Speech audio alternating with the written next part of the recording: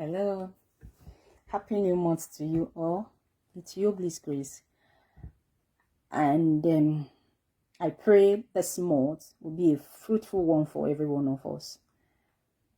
May the month of May cause us to witness unimaginable miracles in every aspect of our lives in Jesus' name. Today I'm going to look at helpers, and there's something I really need to bring out because we all know who helpers are and we all know what they do to our lives when they come across our way or when our path crossed. Helpers or a helper is someone that help you succeed in what you are doing. Note that succeed in what you are doing. So helpers don't find you in your bedroom. We all need a helper to succeed in life. And Psalm 121 verse 1 said, my help comes from the Lord, the makers of heaven and earth. So helpers comes from God. Where I'm really concerned about, we finding a helper, looking up to helpers, wanting a helpers, is when you know your helper. Because sometimes some of us just see people and say, even whether your relative, your far uncle, your auntie, your friends, your pastor, your brother, your sister, I don't care, your friend, your colleague, when you look to people for help, you set your limitations for yourself. You become your own obstacle. That is, when you know your helper, you become unproductive, you enslave yourself, you become unrealistic. We all need helpers in life, I agree. And even the Bible says, ask and it shall be given to you. Remember, I'm not against asking. If you feel this person can help you, you can walk down and say, please, I need your help in this area. And if the person is not turning up, is failing to help you, see it as not the will of God for you. I know there was a woman in the Bible that was bothering the king because she wanted justice, and she kept going to the king. And the king said, oh, this woman will not let me rest, that. So the king has to just, bring justice to this woman. But however, it was a parable. And what God was saying is, if this king could hearken to the voice of this woman by her persistence, how much more me, God? So it's going to God to ask. So it's not really going to man to keep asking, because not everybody can help you. There are people that cannot help you.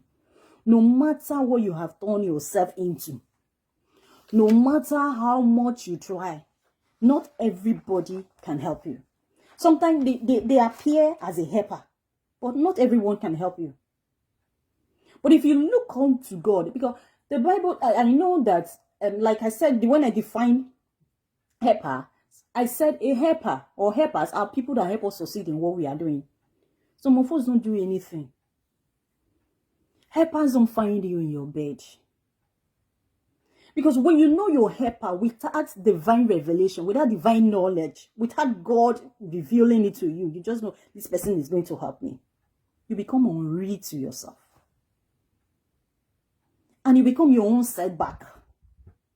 See, there are some people that we look up to that we will do better than. And sometimes we don't even need help in some areas that we are waiting for help. Take, for instance, a student in school. Because I know this happens a lot in my country. And the time you're supposed to study, I'm not the very intelligent type, but to an extent, I'm trying. Because we all have our background where we are coming from. So, you students in school, you will not study your book.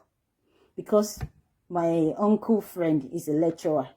My auntie's friend, or I know the lecturer at the end. So, and some of the time, you will even buy the help that you are looking for. You pay for it. So you just, because of that, you become so unproductive. You're not serious over anything. Your mates are studying and working hard. You're playing off your time because at the end of the day, we'll just go there and I get what I want. life will not always be like that. I am not against asking, but I am against knowing your helper. Because some of us, when we are so young, we just play away our time, we play away our life because of the helper we know. And sometimes there are some people you are looking up to, you keep going to, they cannot even help you, and they won't tell you they cannot help you. They can't say it, they don't know how to say it. There are some, they are not meant to help you. You just see them and you just believe they can help you. And you will turn yourself to anything. The way you're supposed to humble yourself and find help, you will not humble yourself there. My auntie is working in government house. And once I just finish school, or once I just do this business, it's going to give me a contract by the time I get these skills in my hand. And you don't respect anybody. Your auntie's driver, you will treat them the way you like. Your auntie's cleaner, you will treat them. And before you finish whatever you are learning or whatever you are schooling or studying or whatever, your auntie resigned or, God forbid, the person died. Who is man that you even look up to for help? Who is man? Some of you trivialize people. You commonize them. Which other word can I use now? You look at people as they are nothing because of the levels they are, because you don't see anything coming from them. And the people you look up to, there are some people that will not even help you because of the potentials you carry. When they see you, like, if they help you now, you're going to outspeed them. And that's why you see some people, after they have helped somebody, they are looking for how to bring them down. I've been in a situation where there was somebody who in fact, he offered himself as a helper. Was actually there to help in any way. And sometimes when we need help, question, whatever, we call and all that. And another person walked to me and told me, see, I don't want to see you with this person again. I don't want you to ask this person anything again. I don't want you to ask any question. In fact, this person is not even, you don't even know this person. I know this person before you. And my dear, I had to withdraw. What am I trying to say? This person was actually helping me. This person that walked down to me, I don't mention him, I'm sorry. This person that walked down to me to say, you can't keep going to this person for help. You can't keep asking anything you want to do. You want to ask questions from this person. Stop it because it's my person. You know what? The problem is this person could not go to that person who offered himself as a helper that was helping. I don't know if you get me. He could not approach this other person who was a helper. But the person could come up to me to say, don't go to that person anymore. Assuming this person who walked down to me has gone to that person that was offering help to say, don't ever, even when this person calls you for help or anything, don't ever answer any question. Don't ever give any attention anymore. And this person stopped giving me attention. You know what I'll begin to feel? What's going on? Sometimes I'll feel disappointed. Sometimes I'll feel, why has this suddenly happened? Not knowing that somebody has gone on my behalf to meet this other person to say, don't render any assistance in form of question, in form of whether paperwork or anything. That would have been unknown to me. Some people are there in your life that would have even loved to offer you help. But another person behind is pumping them and saying, no, we don't want this person to leave this level. And for that, they don't even know how to tell you. They cannot help you. Some of them is not in their power to help you. I have been in a state where I was actually close, because I was close to power. Employment in my country now, in Africa generally, is who you know most of the time, especially in Nigeria, is who you know most of the time. So I feel, I was close to power. Even when employment is going on under my nose, I just feel I can, maneuver my ways. I tried and tried and tried and tried. Nothing was coming. At the time, I was even begging, please, if it is a cleaner I can get. God knew that was not what was good for me. He knew this person I wanted this thing for. I have better plan for this person. Do you know what? When God was going to do it, the person today is a senior member of staff in a big organization. And again, this is the person I was begging for cleaner for. Do you know, in addition, It was a driver. As a then, the person who helped us was a driver. A common driver that you people look at as a common driver. Some of you have no regard for anybody that is at a lower cadre. Even in your office. You disregard everybody. Because you feel there is nothing good that can come from them. See, I had bosses that was, please. I thought I was close to power. But do you know what? A driver was who God used. And the person I talk about that was begging for cleaner for is a senior member of staff. So what I'm trying to tell you is, don't limit yourself to anything. Don't look at people that, hey, if they don't help me, they become my enemy. No. When a person is not helping you, trust in God. Keep doing what you are doing, because it is you that attracts help to yourself sometimes. And I also mentioned earlier, there are times we don't even need a helper. I remember as a child when you are growing up, do you need somebody to help you walk? You feel it is time you just started working. You feel it is time you start eating. I know sometimes we force children for that. But you feel it is time you start running. You feel it is time you start carrying pen. You feel it is time you carry cup and put in your mouth. You don't need somebody to force you to do certain things. You feel it is time you start wearing your clothes. My baby, when she was very young, even right now, she tries to most of the time wear. Sometimes I just allow her. Because I made a mistake with my first child. When he started trying to wear his clothes, even the other way around, I would say, no, I don't allow him. I would say no. But you know that I had problem. That I had to, when I started doing it, I have to be doing it. But this one now, you put it left and right. We go like that. Because if I want to change it, it's quarrel. I don't want. She wants to do it herself. Even when I know, I've learned a lesson that even when she's doing it wrong, I should just allow her doing. Sometimes when she's sleeping or when she's feeling all right, then I can just say, okay, can I have to pet her. But by the time I will start taking it from her, the time will come, she will leave it. What am I trying to say? There are times, things you can do for yourself, you don't need anybody to help you. I remember my little daughter, there was a time when she was using, after the 6 months baby cot, she ended using the Moses basket as a baby cot. She started using big cots. So there was a first layer and a second layer. So she was on the first layer because she was still little. But later we noticed she was already standing because she was already trying to even get up herself in the Moses basket before we started putting her in the big cot. So she will get up and lean over. There was something she was playing with outside the body of the cot.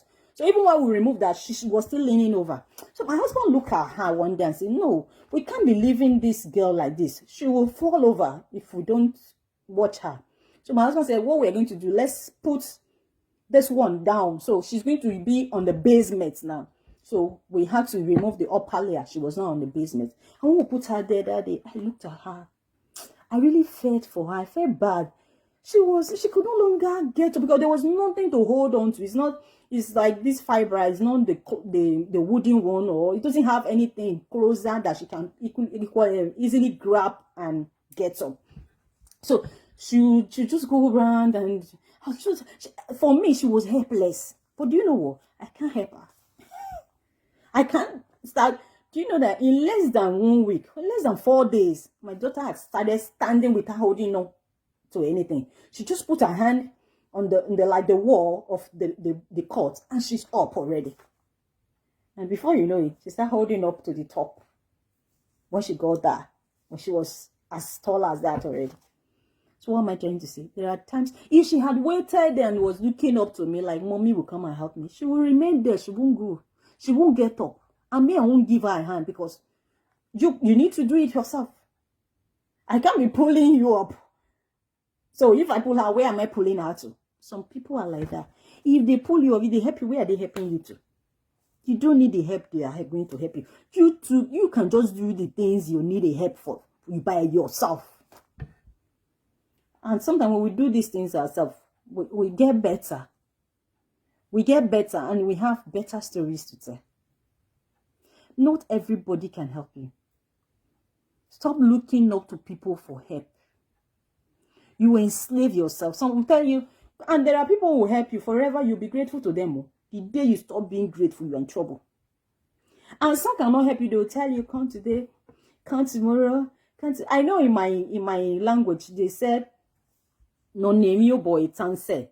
He who is asking for a thing has a longer hand.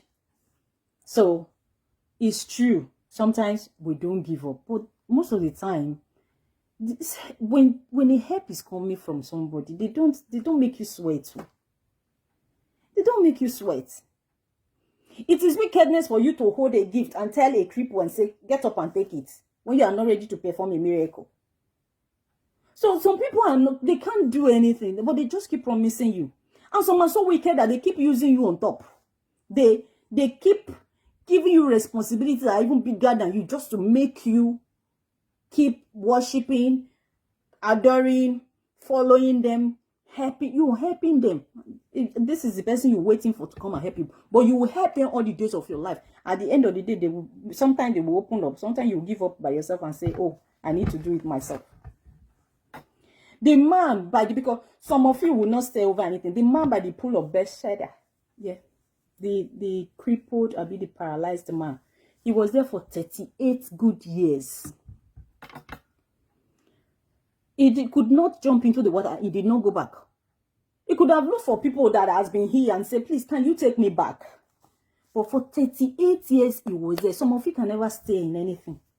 You do this one, hey, it's not working, or I don't find any help here. Things are not going to work. You jump into another one. In a couple of months, yes, you jump into another one. You can never, I know when I did this on WhatsApp, somebody told me like, but it's not so easy to stay on, when you're not saying, when you're not making good progress. Because some of us actually will make progress. But because we're not making good progress, we always run into what is trending. What is trending. This man by the pool must have also had that. There's another place you go like that too. Who knows? Who knows, assuming. Because some of you can never stay. That's why you see people looking for children. So we go to everywhere, they will eat, they will damage the womb more, they will do this, they will say, maybe sometimes it's the man too, they will drink and all that. And these people sometimes they are doing, by the time you finish, you come back and worship, you know. You cannot stay put in anything. And because of these places, you know, you cannot even pray. Because I believe so much in prayers. And when God is going to do anything for us, He uses people to help us. But most of the time, we don't know these people. The prayer we should be praying is, God, let our path cross. You and your helper, when your path cross, they know it's you and you know it's them. Don't despise and don't disregard anybody. You never know who is your helper. You can never know who is your helper. Don't think people that cannot help you, because most of the time, sometimes we all think sometimes some people can help us. There are times we have this, we go straight away. Some can actually do, but some people cannot help you. And they cannot say they cannot help you. And they don't know. Some would have loved to, but they don't know how to say it.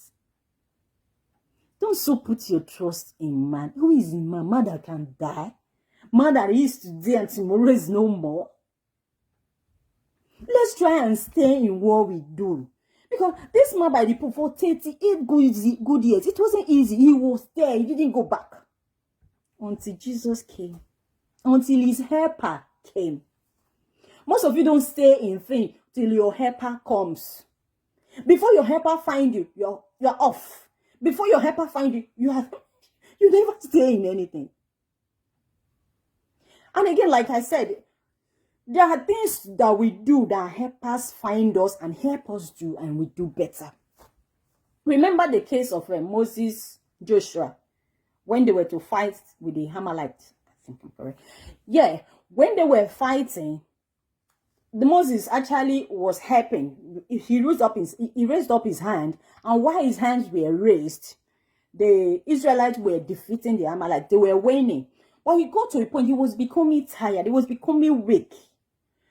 Remember, Aaron and Hob, nobody told them that Moses was, but they noticed he was becoming weak. His hand, and when his hand is going down, the Amalekites were defeating the Israelites. But they noticed he's getting weak. And by the time this hand comes down, we are going to be a failure. Helpers came. Pharaoh and help came, what shall we do? They gave him a stone. He sat down. This one raised this hand. This one raised this hand. That is what helpers help you do. And by the time they come your way, you succeed and you blossom. Don't look up to any man for help. Don't look up to any man. Most of the time, help that comes from some men, they are not the help of God. So by the time you, because like I said earlier, sometimes we pay for our help. We pay to get helpers. Any helper that you pay to get can never last you. That help doesn't last. Be sincere. Be honest. Attract help into your life. Stay committed to what you do. I'm not saying you don't try new things. It's good to try new things. It's good to venture into different things. But what I'm trying to say is, don't give up quickly on a thing and say it's not working. I don't want to take this video too long because I was going to talk about when I started using the motorway and I started driving. You know, I'll bring this in another episode of maybe some other talk. But what I'm trying to say here is, let's not see man as God, because that's what some of us do. We see man as God. You go to school, some of you study, they say a certificate that you study to get on your own. I know in this part of the world, in civilized world, sometimes you cannot easily buy these things. But most of the time in my country, some people buy these things. Yeah, I'm not afraid to say it here, because instead of you to work hard as a young student, you got the time, because you got the time. Even married women, I was already married when I was at the University of Benin, but then I still got my, anyway, I'm not here to blow my trumpets. And you know, I'm not very good, but however, I thank God for where I am. Like I said, we all know where we are coming from. So try and be your own helper while you trust God to help you. No man is God. Men are being used by God. Prepare yourself to attract your helpers so they don't pass you by when they come. Respect people, honor people, and be a dignified human being. Thank you for listening to me today. See you soon. Bye.